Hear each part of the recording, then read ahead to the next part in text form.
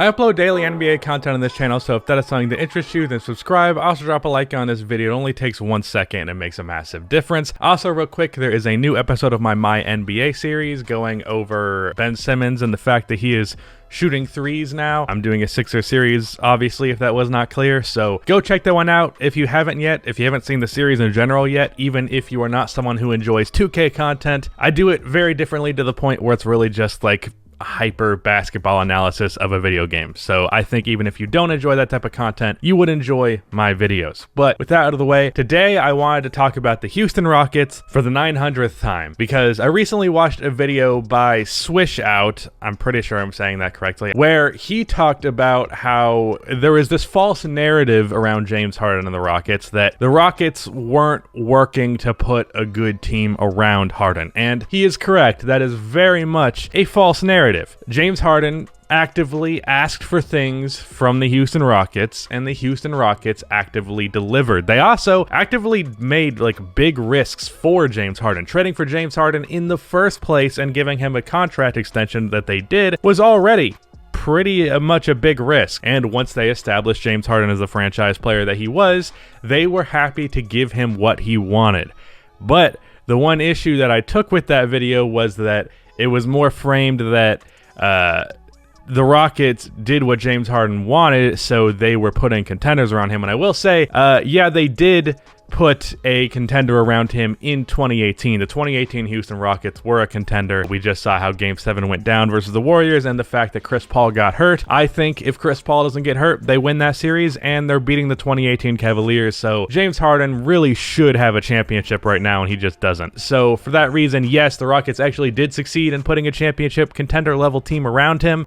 But I think the issue that existed in Houston really, and this is an issue that exists with other star NBA players as well, is that the Houston Rockets, rather than necessarily making the right move and doing the right thing for actually winning a championship and the right thing for James Harden, rather they did what James Harden wanted them to do.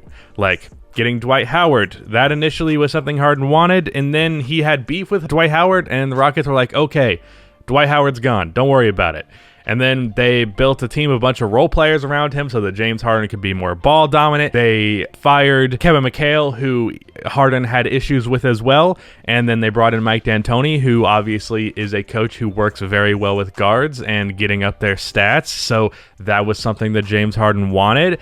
Then they traded for Chris Paul, which I don't know that that was necessarily directly what James wanted, but it was a situation where James probably wanted another star-level player on his team. And then James once again had beef with another player, this time Chris Paul, and he asked for Russell Westbrook. And Daryl Morey was actually not going to do this, but then the owner pressured Daryl Morey to make this trade, so that ended up happening. And then the issues with Russell Westbrook as an on-the-court thing, a report came out that James Harden preferred John Wall to Russell Westbrook. I don't know how legitimate that report is, because that like makes no sense, but I guess that's plausible. The thing is, what was right for James Harden and what James Harden wanted were not always one and the same. Sometimes it was one and the same, but often it was not. And this is an issue, as I said, can exist with other star-level players. I think to some extent it has existed with LeBron James in the past. Now, every franchise that LeBron has played with, he has brought them a championship. And for that reason, everything I'm about to say is well worth it, because LeBron James is no worse than the second best player of all time, in my opinion.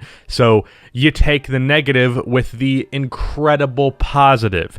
But one of the negatives that came with LeBron James, that has always really come with him, especially after his first stint in Cleveland, was that he kind of forces the hand of the front office kind of however he really wants. Like the Lee GM thing. I hate when people put the LE from his name and then put some shit after it, like Lee Choke or Lee Goat or Lee GM. It's so corny. It's corny for the people that insult him. It's corny for the people that suck his dick. Just stop doing that. It's not good. But Lee GM was a meme for a reason. It's because what LeBron wants is what goes, and to an extent, fully understandable, because if you have LeBron James on your team, you want to maximize his happiness so he remains on your team. But it can be problematic when it leads to giving guys like J.R. Smith and Tristan Thompson massive contracts that they're not worth just because that's what LeBron wanted for those guys, which kind of hindered the Cavaliers from making big decisions going into the future because their cap sheet was really locked up. Trading Andrew Wiggins for Kevin Love. Now, I understand this is with a lot of hindsight because Kevin Love was considered a borderline superstar level player when this trade went down, but even though Andrew Wiggins was not a good player, I believe there is a legitimate chance that the Cavaliers actually win the 2015 finals just by virtue of having Andrew Wiggins in there instead of an injured Kevin Love. And on top of that, they would have more cap space in order to be able to make additions to the roster that will round out the roster and make it more talented, to the point where, like in 2015 with the Cavaliers, the issue was after Kevin Love and Kyrie went out, the depth on that team did not exist. If that team was Kyrie Irving and a bunch of depth instead of Kevin Love, that team might have actually been able to beat the 2015 Warriors. I still would have put my money on the 2015 Warriors, but the fact that LeBron made that a series single-handedly, if he had just like 3 decent role players, including a rookie Andrew Wiggins in there instead of Kevin Love, I think there's a real shot that he would be a 5-time champion by now. That is an issue that exists with LeBron, is that he was like, no, go get me Kevin Love, like right now. And yeah, it's hindsight that was the wrong move, but it seemed like the right move at the time, so fair enough. But the fact that LeBron is able to just demand that from the franchise can sometimes be an issue.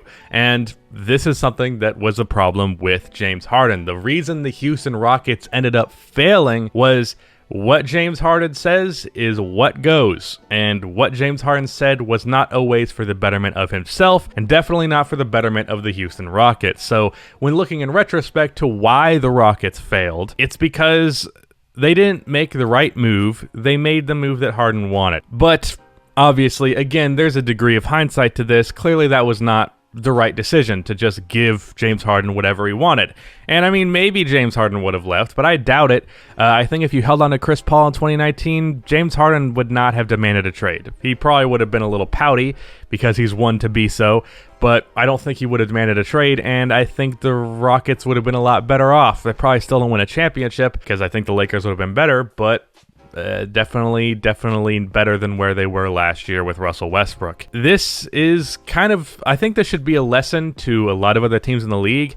Like, players have demanded things from the franchises and then not really shown the loyalty back that the franchise shows them. I understand that that's like the player movement, player freedom thing is all talked about, and I think it's all generally a positive. Maybe not for the league revenue-wise, but I think it's good for the players. But it can be a situation where, like, for example, LeBron James demands the Miami Heat draft, what's his name, Shabazz Napier, and then he leaves in free agency. I find stuff like that funny, and it's not that consequential, but it can be consequential in the case of the Houston Rockets making that stupid Russell Westbrook trade, because even if this doesn't impact the championship hopes or anything like that, the fact that they made that Russell Westbrook trade that James Harden wanted to happen means that after they trade James Harden, unless they get something real good back, their future is going to look real questionable because they don't have many of their first-round picks because of that Russell Westbrook trade. It's going to end up biting them in the ass that they just did what Harden wanted wherever he went. And I think they should take this into consideration when doing the Harden trade, when that is inevitably going to go down. If I'm the Rockets, I don't care as much about what Harden wants as much as I care about getting the best package available. I think they're going to do that anyways, but even though he's going to have the leverage of the fact that he's on, I believe, a 2-year deal and he can force his way out of whatever team does trade for him, I would be from the position of like where not the Spurs are, because it can be an issue where it becomes petty, but like I think there are going to be teams in the league like the Toronto Raptors last year where they're like, look, we'll trade for James Harden even if he hasn't said he wants to be here, and we're going to hope that we can win with him while we have him and maybe even convince him to come back. Obviously, it didn't work out for Kawhi in Toronto, but you get what I'm saying. So the Rockets, from now on, just don't cater to whatever your star player wants directly. Of course, don't ignore what they want, but also don't just bend to the will of James Harden and do whatever James Harden believes is the right move, because it's not always the case. The player does not always know what's right. If I'm remembering correctly, I'm pretty sure Michael Jordan wasn't happy about the Scottie Pippen draft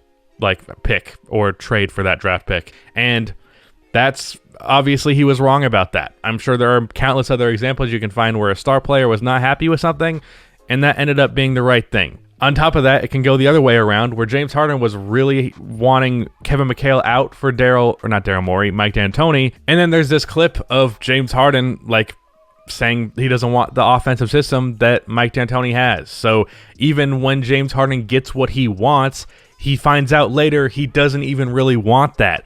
And you can use this to criticize James Harden, but really I think it's ultimately up to the organization to make what is the right move. You can criticize LeBron for wanting the moves that he asked his team to do, but really I believe it's more on the Cavaliers and the Miami Heat for making decisions based on what LeBron James wants, rather than it is on LeBron James for wanting those moves. The players are not responsible for the moves of the franchise, even though you could argue it'd be better for them not to leverage their importance to the team in order to make moves happen, but it's ultimately the team's fault, and it was the fault of the Houston Rockets. It was the fault of those examples for the Cavs and the Heat, even though those are much less consequential than the James Harden thing. Just keep that in mind if you're a team. If there's a GM watching this, don't do that shit. That's kind of what I believe was the biggest reason for the downfall of the Houston Rockets. Again, go check out those My NBA videos if you have not yet. But that is the end of this video. Please be sure to like and subscribe for more NBA content like this, and cue the outro music.